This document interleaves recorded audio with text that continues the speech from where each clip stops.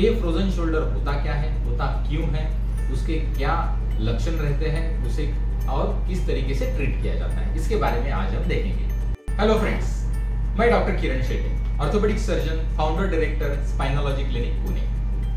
आज मैं आप सबके साथ कंधे का जो प्रॉब्लम है, जो कॉमनली दिखाई जाता है, वो है फ्रोजन शोल्डर। आपने काफी पेशेंट्स को देखा होगा कि शोल्डर पेन कर रहा है या फिर कंधे को रात को सोते हुए नींद खुल जाती है क्योंकि दर्द होता है या सुबह बहुत दर्द होता है, ऐसी कंप्लेंट्स करते हुए सुना होगा। और बहुत बार यही भी सुना होगा कि मुझे फ्रोजन शोल्डर है। फ्रोजन शोल्डर ये धीरे धीरे धीरे बढ़ने वाला प्रॉब्लम है, यानी कि जब ये चालू होता है तो इनिशियली जस्ट आपको थोड़ा सा पेन होगा, मूवमेंट्स रिस्ट्रिक्ट होगी, बट धीरे धीरे ये बढ़ जाएगा, ग्रेजुअली इसकी प्रॉब्लम बढ़ती जाएगी और एंड में आपको कोई भी मूवमेंट जो डेली एक्टिविटी में जरूरी होती है, जैसे कपड़े पहनना या फिर नहाना, किचन में काम करना, ड्राइविंग करना, इन सिंपल चीजों को भी बहुत ही ज्यादा दर्द होता है।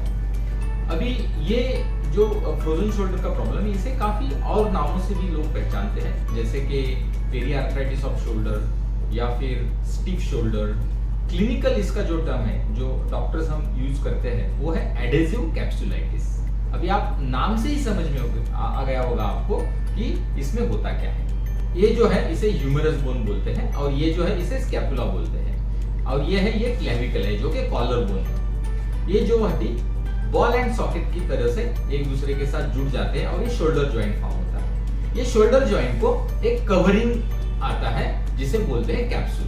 हर एक जॉइंट को होता है जो जॉइंट को पकड़ के रखता है। देन उसके कैप्सूल के अराउंड लिगामेंट्स होते हैं, यानी कि कैप्सूल में ही कुछ थिकन पार्ट होते हैं, उसे कैप्सुलर लिगामेंट्स बोलते हैं। देन उसके अराउंड मसल्स होते हैं जो कि रोटेटर कफ मसल, जो कॉमनली आपने सुना भी होगा। तो ये शोल्डर जॉइंट का स्ट्रक्चर होता है। अभी आप नाम में सुना है कि कैप्सुलाइटिस, एडेसिव कैप्सुलाइटिस। तो कैप्सुलाइटिस का मतलब है कि ये जो कैप्सूल है जॉइंट की, वो कैप्सूल में इन्फ्लेमेशन हो जाना, कैप्सुलाइटिस हो जाना। और एडेसिव मतलब फाइब्रोसिस हो जाना, यानी कि सिंपल टर्म्स में आप समझ सकते हो कि ये कैप्सूल में फाइब्रोसिस हो जाता है, इन्फ्लेमेशन हो जाता है और ये रिपीटेडली साइकिल चालू रहता है और इसकी वजह से धीरे धीरे धीरे जॉइंट ज्यादा ही स्टिफ हो जाता है। सो इसे क्लिनिकली एडेसिव कैप्सुलाइटिस बोला जाता है।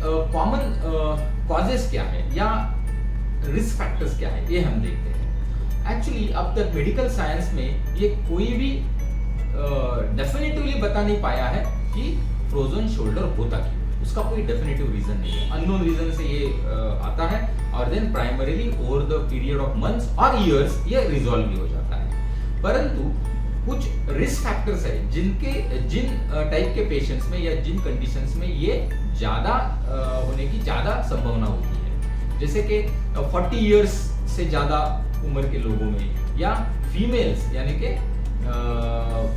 महिलाओं में ये इसकी शक्यता या पॉसिबिलिटी ज्यादा होती है।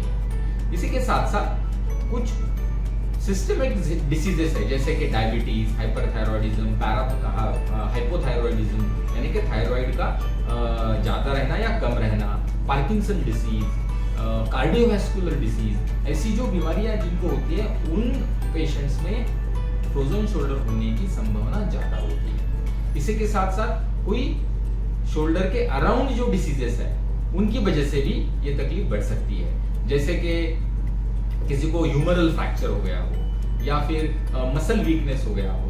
इन पेशेंट्स में भी ये तकलीफ बढ़ने की पॉसिबिलिटी है। जैसे स्ट्रोक के पेशेंट्स है जो कि बहुत बार इमोबाइल होते हैं, जिनको बहुत बार रेस्ट करना पड़ता है, फॉर एग्जांपल। और एक पेशेंट होता है जिसको शोल्डर इमोबिलाइज करना पड़ता है। तो ये जो इमोबिलिटी है, जो कि शोल्डर की मूवमेंट्स भी नहीं हो रही है बिकॉज ऑफ फ्रैक्चर इमोबिलाइजेशन हो या किसी और रीजन से, उन पेशेंट्स में भी फ्रोजन शोल्डर होने की पॉसिबिलिटी ज्यादा होती है। और तीसरी चीज है कि जिनको शोल्डर के अंदर कोई बीमारी है, फॉर एग्जांपल टेंडिनाइटिस है, शोल्डर में जितने भी टेंडन है, बाइसेप्स टेंडन है, रोटेटर कफ के टेंडन्स है, इनमें यदि टेंडिनाइटिस है, इन्फ्लेमेशन होता है, तो उन पेशेंट्स में ये प्रॉब्लम दिख सकती है, रोटेटर कफ टियर्स में दिख सकती है। सो जिनको शोल्डर के अंदर कोई प्रॉब्लम होती है, उनमें भी फ्रोजन शोल्डर डेवलप होने की पॉसिबिलिटी हो जाती है। तो ये बहुत ही इंपॉर्टेंट होता है कि एसोसिएटेड रिस्क फैक्टर्स क्या है, और जब फ्रोजन शोल्डर की ट्रीटमेंट हो रही है तो वो एसोसिएटेड रिस्क फैक्टर्स को भी ट्रीट करना जरूरी है। जैसे कि फॉर एग्जांपल डायबिटीज पेशेंट है और हम फ्रोजन शोल्डर ट्रीट कर रहे हैं, बट उसका डायबिटीज कंट्रोल ही नहीं है या फिर डायग्नोज ही नहीं हुआ है, तो आप कितनी भी कोशिश करिए, फ्रोजन शोल्डर कंप्लीटली क्योर आप जल्दी नहीं कर सकते। सो एसोसिएटेड फैक्टर्स को ट्रीट करना भी जरूरी होता है। परंतु आप इसे सपोज किसी को एसोसिएटेड रिस्क फैक्टर है, फॉर एग्जांपल किसी को फ्रैक्चर हुआ है और शोल्डर इमोबिलाइज करने की जरूरत पड़ रही है, या फिर कुछ रीजन से वो इमोबिलाइज होके बेड रिडन है या इमोबिलाइज करना पड़ रहा है खुद को, तो उसमें डॉक्टर से बात करके शोल्डर की minimum movements, at least pendulum exercise करके आते हैं, वो करना एक पॉसिबल है तो वो करना जरूरी है, ताकि फ्रोजन शोल्डर की पॉसिबिलिटी कम हो जाए। सो ये फ्रोजन शोल्डर के लक्षण क्या होते हैं या पेशेंट्स को क्या तकलीफ होती है इससे? बहुत ही कॉमनली तकलीफ लेके जो पेशेंट्स आते हैं वो है पेनफुल शोल्डर इनिशियल स्टेजेस में, जैसे कि कुछ भी एक्टिविटी मूवमेंट करने में दर्द होना, या रात में सोते हुए दर्द होना, या उस करवट पे यदि राइट शोल्डर या लेफ्ट शोल्डर में दर्द है उस करवट में सोएंगे तो उसमें दर्द होना, इन सब चीजों में दर्द आ जाना ये एक बहुत ही कॉमन सिम्टम है। और दूसरा मेजर सिम्टम जो दिखाई देता है वो है कि मूवमेंट रिस्ट्रिक्टेड रहेगा, कोई भी डेली एक्टिविटीज में मूवमेंट रिस्ट्रिक्ट रहेगा। और ये फ्रोजन शोल्डर के पैथोलॉजिकल स्टेजेस के हिसाब से क्लिनिकल स्टेजेस भी डिसाइड की गई है। तो इसके 3 स्टेजेस होते हैं। पहला स्टेज होता है फ्रीजिंग स्टेज या इन्फ्लेमेटरी स्टेज। इसमें शोल्डर में इन्फ्लेमेशन होता है या काफी दर्द होना चालू हो जाता है। कोई भी मूवमेंट में आपको यहाँ पे दर्द महसूस होगा। पेशेंट कोई भी मूवमेंट करने जाएगा तो इमीडिएट दर्द, थोड़ा बहुत वो शोल्डर का मूवमेंट कर पाएगा परंतु दर्द के साथ। सो फर्स्ट फेज में हमेशा दर्द होता है। ये स्टेज 5 months to 9 months तक वेरी कर सकता है patient to patient, it depends on the other comorbidities also. Second phase, ये फेज के बाद आता है फ्रोजन फेज या फिर स्टिफ शोल्डर फेज। इसमें पेन धीरे धीरे थोड़ा कम होता है परंतु शोल्डर की मूवमेंट्स रिस्ट्रिक्ट हो जाती है, यानी कि शोल्डर सिर्फ जॉब ऑफ मूवमेंट्स कर पाता है। कोई भी डेली एक्टिविटी जैसे नहाने के लिए या फिर कपड़े पहनने के लिए, इन सब चीजों में शोल्डर या उस हाथ का इस्तेमाल करना मुश्किल हो जाता है। सो इसे स्टिफ या फ्रोजन शोल्डर स्टेज बोलते हैं। ये स्टेज 4 months to 9 months तक वेरी कर सकता है। और इसके बाद आता है थॉइंग स्टेज या फिर इसे रिस्टोरेशन फेज बोलते हैं, जिसमें फिर धीरे धीरे शोल्डर की मूवमेंट्स वापस आना चालू हो जाता है। और ये फेज डिपेंड्स, कभी कभी 6 months to 3 years तक ये फेज चल सकता है। सो आपने देखा होगा कि हर एक स्टेज में इसके सिम्टम्स भी अलग अलग है और उस हिसाब से उसकी ट्रीटमेंट भी थोड़ी सी चेंज हो जाती है। अभी इसे डायग्नोस कैसे किया जाता है? सो जब पेशेंट्स हमारे पास आते हैं और हम सस्पेक्ट करते हैं कि इसे फ्रोजन शोल्डर होने की पॉसिबिलिटी है, ऑफ कोर्स तो शोल्डर के सारे मूवमेंट्स देखे जाते हैं और एक 3 जो क्विक टेस्ट हैं जो आप करके देख सकते हो कि आपको फ्रोजन शोल्डर है कि नहीं। सबसे पहला है कि आप हाथ दोनों ऐसे लेके देख सकते हो। आप हाथ ऐसे लेते हो तो सपोज किसी शोल्डर में फ्रोजन शोल्डर की स्टार्ट है या है तो वो शोल्डर आपको ऊपर नहीं ले जा सकते। सो फॉर एग्जांपल मेरे लेफ्ट शोल्डर में प्रॉब्लम हो तो ये शोल्डर मैं कर सकता हूँ बट ये ऐसे रहेगा। दूसरा टेस्ट है ये अपोजिट शोल्डर को मैं टच करूँ, तो ये शोल्डर में यदि प्रॉब्लम है तो मैं ये टच नहीं कर पाऊंगा। और तीसरा है मैं ये हाथ ऐसे पीछे जाके मेरे पीठ को टच करूँ इस तरीके से। सो ये हाथ यदि मुझे प्रॉब्लम है तो मैं ये पीछे नहीं ले जा सकता। सो ये 3 सिंपल टेस्ट से आप देख सकते हो कि फ्रोजन शोल्डर आपको चालू हुआ है या नहीं हुआ है।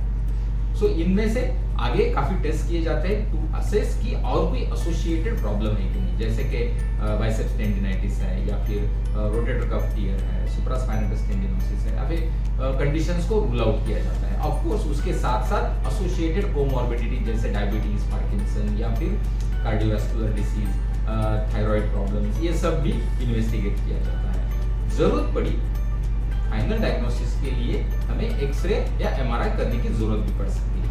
स्पेशली एक्सरे में कभी कभी हमें कैल्सिफिक टेंडिनाइटिस ये प्रॉब्लम दिख सकती है, जैसे कि ये जो सुप्रास्पाइनस का टेंडन है जिसमें यदि इन्फ्लेमेशन हो जाता है तो वहाँ कैल्शियम डिपॉजिट होता है, उसकी वजह से भी फ्रोजन शोल्डर की स्टार्ट हो सकती है। तो इस तरीके से हम बेसिक इन्वेस्टिगेशन, क्लिनिकल एग्जामिनेशन की बात करते हैं और जरूरत पड़ी तो ब्लड टेस्ट किया जाता है, जैसे कि ब्लड शुगर है, थायराइड है यदि आपको कभी किया नहीं हो तो, और फिर बाकी आर्थराइटिस रिलेटेड टेस्ट किए जाते हैं। विटामिन B12 का भी इसमें काफी इंपॉर्टेंट रोल है because it also affects the muscles and the nerves associated with the shoulder joint. So एक बार इसका डायग्नोसिस हो जाता है, एक फेज हम समझ पाते हैं कि कौन से फेज में है फ्रोजन शोल्डर, तो इसकी ट्रीटमेंट की ओर चलते हैं। Treatment initially depending on stage, suppose inflammatory stage है या फ्रीजिंग स्टेज है, फर्स्ट स्टेज है, तो उसमें पेन और इन्फ्लेमेशन कम करने के लिए एंटी इन्फ्लेमेटरी मेडिकेशन दिया जाते हैं। सो इसमें popularly NSAIDs, non steroidal anti inflammatory drugs दिए जाते हैं। उसी के साथ साथ फिजियोथेरेपी मशीन्स यूज किए जाते हैं, जिसमें यहाँ का इन्फ्लेमेशन कम करने के लिए अल्ट्रासाउंड और इन चीजों का काफी हेल्प होती है। फिर जेंटल मूवमेंट्स चालू किए जाते हैं इस स्टेज में, क्योंकि आप एग्रेसिव मूवमेंट करोगे तो दर्द और बढ़ेगा और फिर फाइब्रोसिस के चांसेस बढ़ के आपको एडेसिव या फ्रोजन स्टेज में आप इमीडिएटली चले जाओगे। सो इसीलिए धीरे धीरे मूवमेंट्स किए जाते हैं और जैसे जैसे पेन आप बेयर कर पाते हो वैसे वैसे मूवमेंट्स बढ़ाए जाते हैं। यदि आप फ्रोजन स्टेज में हो, जैसे कि स्टिफ हो चुका है शोल्डर, इस स्टेज में primarily pain control plus mobilisation, जैसे कि शोल्डर मोबिलाइजेशंस किए जाते हैं। ऑफ कोर्स इनिशियली ये जेंटल मोबिलाइजेशंस होते हैं, ग्रेड 1 ग्रेड 2, एंड देन धीरे धीरे जैसे आपकी मूवमेंट बढ़ेगी वैसे बढ़ाए जाते हैं। इन सब का पर्पस होता है कि जो कैप्सूल और लिगामेंट्स हैं उनको स्ट्रेच किया जाए, स्ट्रेच करके उनको फिजियोलॉजिकल मूवमेंट्स में जो उनका फिजियोलॉजिकल मूवमेंट जितनी पॉसिबल है उतनी उसमें की जाए।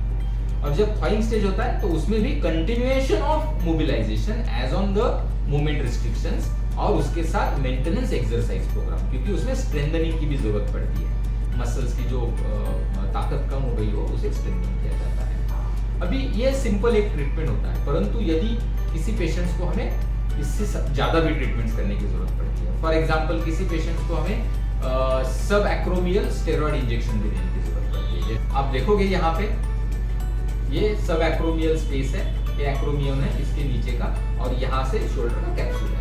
तो इस स्पेस में सब एक्रोमियल स्टेरॉइड इंजेक्शन, ताकि यहाँ पे इन्फ्लेमेशन है जो कम किया जा सकता है। या कभी कभी शोल्डर के अंदर भी स्टेरॉइड का इंजेक्शन दिया जाता है, ताकि it will immediately act as anti inflammatory and then उसके बाद shoulder mobilisations and exercises easy हो जाते हैं। पेशेंट्स में शोल्डर डिस्टेंशन थेरेपी भी करनी पड़ती है, जिसमें शोल्डर जॉइंट के अंदर हमें उसे डिस्टेंट करना होता है, क्योंकि वो एडिशंस होता है उसमें या फाइब्रोसिस होता है, तो उसे डिस्टेंट करना होता है। तो वो डिस्टिल वाटर उसमें इंजेक्ट करके उसे डिस्टेंट किया जाता है, ताकि अगेन एक्सरसाइज इजी हो जाए या मोबिलाइजेशन इजी हो जाए। किसी पेशेंट्स में मैनिपुलेशन अंडर जनरल एनेस्थीसिया, यानी कि ये इतना फ्रीज होता है कि मोबिलाइजेशन, सिंपल एक्सरसाइज या इंजेक्शन से इसे रिलीफ नहीं होता है, तो इसे जनरल शॉर्ट जनरल एनेस्थीसिया देके शोल्डर जॉइंट को मोबिलाइज किया जाता है, क्योंकि उसके जॉइंट के अंदर जो एडिशंस है उनको ब्रेक किया जाता है। ऑफ कोर्स ये बहुत ही जेंटल वे से और एक्सपीरियंस के बाद ही करना चाहिए, क्योंकि इसमें काफी कॉम्प्लिकेशन होने की भी पॉसिबिलिटी है। वैसे देखा जाए तो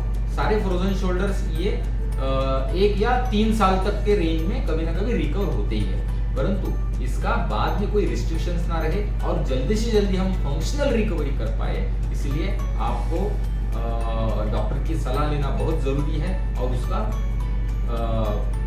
जो करेक्ट ट्रीटमेंट है फेज वाइज वो करना भी बहुत जरूरी है। और जैसे मैंने कहा कि कोई भी आप यदि रिस्क फैक्टर्स में हो तो मेक श्योर कि शोल्डर और जनरल जॉइंट की मूवमेंट्स आप हमेशा करते रहे, ताकि ये फ्रोजन शोल्डर का प्रॉब्लम आपको कभी होने की पॉसिबिलिटी ना हो। सो फिर भी आपको कोई क्वेश्चंस है या सवाल है तो आप हमें जरूर पूछिए, हम इसके आंसर देने की जरूर कोशिश करेंगे। Thank you very much.